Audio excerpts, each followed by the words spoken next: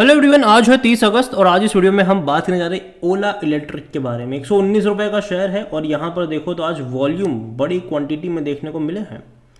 तकरीबन 2.5 करोड़ के आसपास के शेयर्स यहाँ पर ट्रेड होते नजर आए हैं और देखा जाए तो आज गिरावट है। हालांकि मॉर्निंग में तेज़ी थी, मॉर्निंग में ये 122 रुपये के आसपास ट्रेड कर रहा था, लेकिन अभी अगर आप देखोगे तो ना ही तेज़ी है ना ही गिरावट है। हल्के से गिरावट अब मैं कहूँगा यहाँ पर, लेकिन 122 रुपये से गिर रहा है दोबारा से। 150 रुपये से भी ऊपर ये शायद निकल गया था। अगर आप यहाँ पर इसका ऑल टाइम हाई देखो तो 157 रुपीज़ तक चला गया था। लो ये जो 76 रुपीज़ है ये इसका आईपीओ प्राइस ही है। 95 रुपीज़ पर ये ओपन हुआ था। मार्केट कैप सब 52,000 करोड़ से भी ज़्यादा का देखने को मिल रहा है। बात करेंगे वीडियो में इस कंपनी के बारे में कि भैया भरोसा कर सकते हैं कि नहीं, और जिस प्राइस पे है क्या क्या चैलेंजेस यहाँ पर देखने को मिल रहे हैं वैल्यूएशन के हिसाब से भी और बाकी चीज़ों के लिहाज से। तो देखिए, वीडियो को शुरू करूँ उससे पहले अगर आपने अभी तक चैनल को सब्सक्राइब नहीं किया तो प्लीज़ अभी इसे सब्सक्राइब जरूर कर लीजिएगा। तो देखिए, ओला का अगर हम देखें तो आईपीओ आया रिसेंटली, इसका आईपीओ आया 76 रुपीज़ का इसका आईपीओ प्राइस था। ठीक है, भले ही उतना अच्छा सब्सक्राइब नहीं हुआ था ये, और एक्सपेक्टेशन थी कि भाई साहब नेगेटिव में खुल सकता है या फिर कोई ज़्यादा बड़ी तेज़ी के साथ नहीं खुलेगा, लेकिन फिर भी वो तेज़ी पे खुला, 95 पे खुला ये, क्योंकि इसका जो आईपीओ सब्सक्रिप्शन था वो 5 गुना भी नहीं हुआ था। और जनरली प्रीवियसली हमने देखा है कि जो भी आईपीओज आए हैं अगर वो 10 गुना भी सब्सक्राइब होते हैं तब भी हमें नेगेटिव में खुलते नजर आते हैं ये। लेकिन यहाँ पर कुछ हैरानी वाली बात हुई कि यहाँ पर आईपीओ पॉजिटिव में मतलब खुलता हुआ यहाँ पर नजर आया और उसके बाद बड़ा गेम खेल दिया इन्होंने भैया संकल्प 2024 अपनी इवेंट यहाँ पर थी जहाँ पर इन्होंने बहुत सारी अनाउंसमेंट करी। अपनी मोटरसाइकिल इन्होंने जो रिवील करा, उसका लुक रिवील करा, प्राइस पॉइंट रिवील करे और एक बड़ी तेज़ी आई। 2 दिनों तक 20% की तेज़ी दिखाता रहा और लगातार भाग कर 157 रुपीज़ पे चला गया, लेकिन उसके बाद ही गिर रहा है। क्योंकि जाहिर सी बात है, देखो कंपैरिजन होगा, ठीक है, कंपैरिजन होगा। और मैंने लास्ट वीडियो में इसका कंपैरिजन हीरो के साथ किया था। हीरो का मार्केट कैप 1 लाख करोड़ के आसपास का है, ठीक है, ये ऑलरेडी 65,000 करोड़ के मार्केट को छू कर आया है, जो मार्केट कैप है उसको छू कर आया है ये, तो जस्टिफाई नहीं करता है। अब काफ़ी लोग डिबेट में ये भी कह सकते हैं कि भाई हीरो भैया आज पुरानी अच्छी कंपनी है, ये न्यू एज कंपनी है।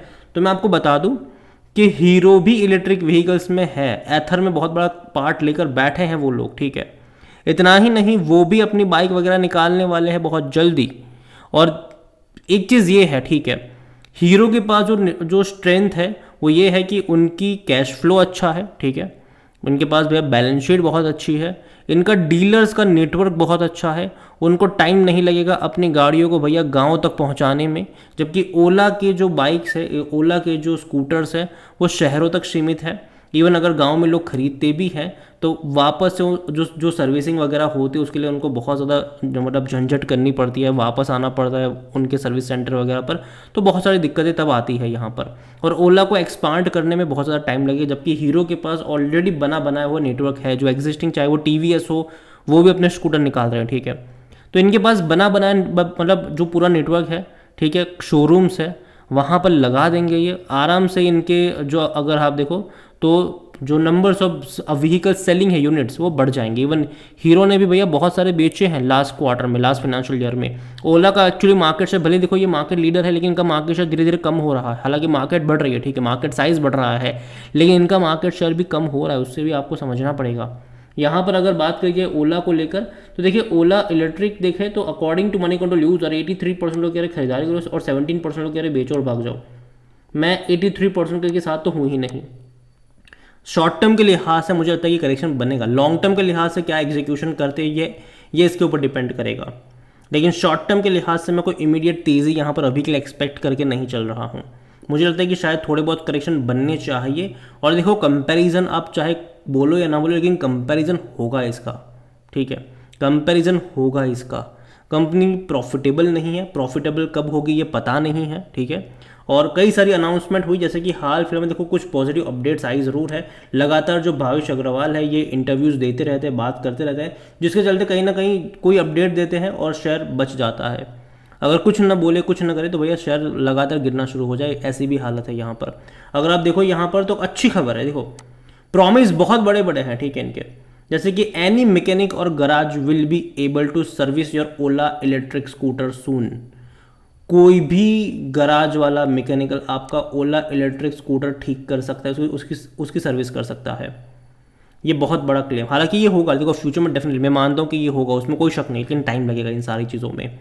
और आज की ये है कि अगर आप इलेक्ट्रिक स्कूटर लेते हो ना, तो कोई भी मैकेनिक उसको ठीक नहीं करता है, क्योंकि जनरली जो भी मैकेनिक्स होते हैं, गराज होते हैं, वो जनरली अपने पुराने जो पेट्रोल डीजल वाले व्हीकल्स होते हैं उसी की सर्विसिंग वगैरह करते हैं, उसी को ठीक करते रहते हैं, ठीक है।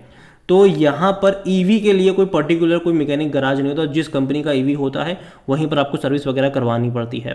तो ये चीज़ यहाँ पर ज़रूर है। और ओला की अगर हम बात करें तो जनरली सिटी में उसको ज़्यादा मतलब देखने को मिलते हैं, और यही वजह है कि कई लोगों की कंप्लेंट्स यहाँ पर होती है कि भैया इनके सर्विसिंग उतनी ठीक नहीं, मतलब नहीं, क्योंकि वेटिंग पीरियड बहुत ज़्यादा इनका लग जाता है।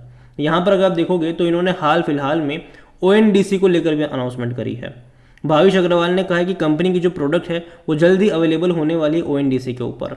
इन हिज लेटेस्ट ट्वीट उन्होंने ये बताया है। Agarwal claim that the any garage will also be able to service Ola electric scooter, और ये बहुत बड़ा क्लेम है। हालांकि फ्यूचर में डेफिनेटली ये होगा, बहुत सारे मैकेनिक्स करेंगे ये सारी चीज़ें, क्योंकि धीरे धीरे अगर हम टू व्हीलर्स की बात करें तो हम जाएंगे, देखिए ईवी की तरफ हम जाएंगे, लेकिन ये बहुत लंबा टाइम लगेगा उसमें। Ola electric has been reliant any on authorize service centre leading to long wait period in some cases, और ये सच है, सच है ये कि सर्विस सेंटर के लिए भैया बहुत लंबा वेटिंग पीरियड होता है, क्योंकि सर्विस सेंटर कम है इनके और गाड़ी बेची बहुत ज़्यादा है, ठीक है, उसमें कोई शक बात नहीं है। The new announcement could help with the easier access for Ola electric customers, और इन्होंने ये भी कहा है कि also means any garage will be able to buy Ola electric spare parts, कि कोई भी गराज होगा वो ओला इलेक्ट्रिक के स्पेयर पार्ट्स भी खरीद सकेगा and service the scooter. Any mechanic or garage will be able to do the service, क्योंकि जाहिर सी बात है ओला के जो स्पेयर पार्ट्स होते हैं, इवन जो ईवी के जितनी भी बाइक्स आई है उनके स्पेयर पार्ट अगर रिप्लेस करने हैं, कुछ भी होता है तो वो अवेलेबल है ही नहीं गराज वालों के पास, ठीक है। तो जाहिर सी बात है अगर आने वाले टाइम में ये चीज़ होती है तो अच्छी बात है, कोई बुरी चीज़ नहीं है, बहुत अच्छी बात है ये। लेकिन अगेन ये हर कंपनियां करेगी, चाहे वो एथर की बात कर लो, चाहे वेडा की बात कर लो, ठीक है। बहुत सारी टू व्हीलर्स कंपनियां आपको देखने को मिल रही है अभी के टाइम पर, बहुत सारे स्टार्टअप्स भी आ रहे हैं इसको लेकर, और बहुत सारे जो हीरो ने भैया बहुत सारे हिस्से खरीदे हैं, ऐसा नहीं कि हीरो है ही नहीं ईवी में, हीरो है, ठीक है, TVS भी है, ठीक है, TVS भी आ रहा है, तो ये बड़ी चीज़ है यहाँ पर। तो इनका जो मार्केट शेयर वो धीरे धीरे कम होगा। ये इन्होंने जब हाल फिलहाल में 15 अगस्त को ये जो ओला संकट 2024 जो इवेंट करा था, जहाँ पर इन्होंने जो बाइक्स वगैरह मतलब दिखाई थी, उसने कहीं ना कहीं इनका जो मोमेंटम था वो चेंज करा। और अभी अगर आप भावेश अग्रवाल देखो तो कहीं ना कहीं वो इंटरव्यूज़ वगैरह मतलब देते नज़र आ ही रहे हैं, हर जगह पे जा रहे हैं, और अच्छी बात है। लेकिन प्रोमिस बहुत ज़्यादा यहाँ पर हो रहे हैं, जो कि इतने जल्दी फुलफिल होने वाले तो है नहीं वो सारे प्रोमिस, ठीक है, इतनी जल्दी नहीं होने वाले। और जहाँ तक वैल्यूएशन की बात करी जाए तो देखिए भाई साहब, इसका पी अभी देखने को नहीं मतलब नहीं मिल रहा है, टाइम लगेगा, डेटा जब पूरा आएगा, लेकिन 100% एनालिस्ट कहते हैं खरीदारी करो। अभी हाल फिलहाल में जो तेज़ी भी आई तो उसके पीछे एक वजह भी थी कि 140 रुपये का टारगेट एक ब्रोकरेज हाउस ने दिया था यहाँ पर। और यहाँ पर फाइनेंशियल्स भी देखोगे आप इसके, तो कंपनी के फाइनेंशियल्स रेवेन्यू वाइज तो अच्छे हैं और डेफिनेटली अच्छे ही होंगे जो भी कंपनी IPO लेकर आती है, और ये एक ग्रोइंग सेक्टर है, ठीक है।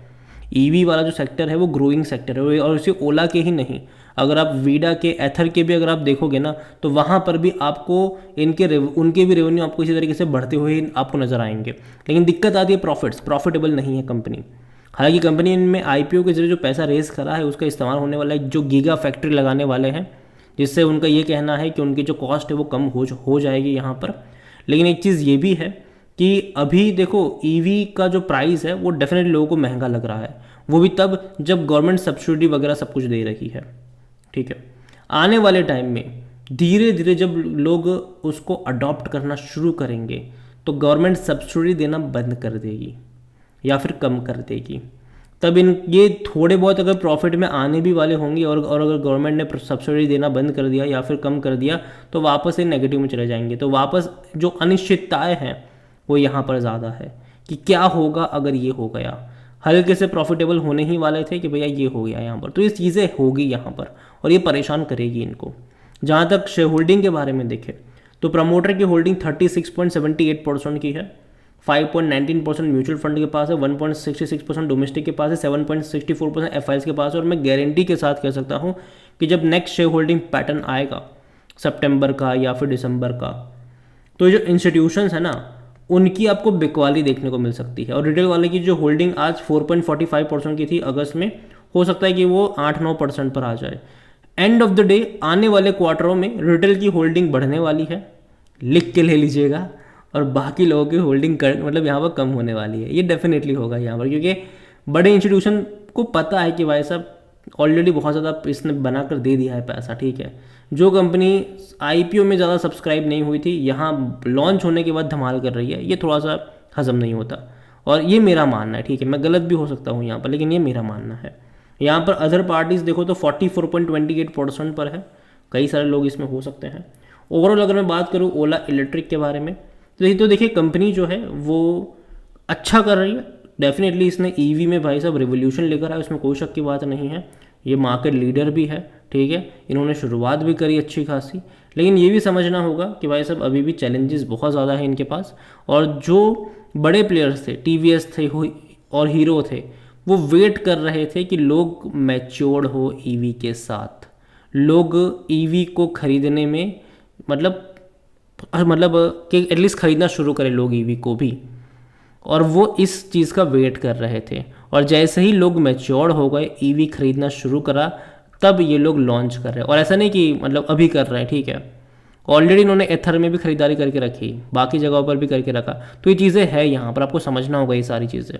ओवरऑल मैं इतना ही कहूँगा कि नज़र रखिए इस कंपनी के ऊपर, लेकिन अभी मुझे लगता है कि खरीदारी के मौके नहीं है। चढ़ता हुआ बाज़ार में ये, जब गिरावट वाला बाज़ार आएगा तब मुझे लगता है कि शायद करेक्शन और ज़्यादा यहाँ पर गहराएंगे, और यही वजह है कि मैं इसको अवॉइड करना ज़्यादा पसंद करूँगा। भावेश अग्रवाल मतलब डेफिनेटली हर हफ्ते आ जाते हैं कोई ना कोई अनाउंसमेंट लेकर कि हम ये करेंगे, वो करेंगे, ये करेंगे, वो करेंगे, और इसी वजह से मार्केट का जो सेंटीमेंट है वो अभी भी ख़राब नहीं हो रहा है, ठीक है। लेकिन जब बहुत ज़्यादा हो जाएगा चीज़ें, तब कहीं ना कहीं लोग समझ जाएंगे, और तब शायद लगता है कि यहाँ पर गिरावट की शुरुआत होगी। मेरे हिसाब से दूर बैठो, तमाशा देखो। अभी रीसेंट लिस्ट हुई है, जल्दबाजी मत करना यहाँ पर। ये मेरा पर्सनल ओपिनियन है, कोई भी इन्वेस्टमेंट एडवाइस नहीं है ये। वीडियो को यहीं पे एंड करता हूँ। पसंद आया हो तो लाइक करो, शेयर करो, चैनल पर अगर पहली बार हैं तो प्लीज़ सब्सक्राइब करें। और ओला इलेक्ट्रिक के बारे में आप क्या सोचते हैं वो भी आप मुझे कमेंट में लिख के बता सकते हैं। Thank you.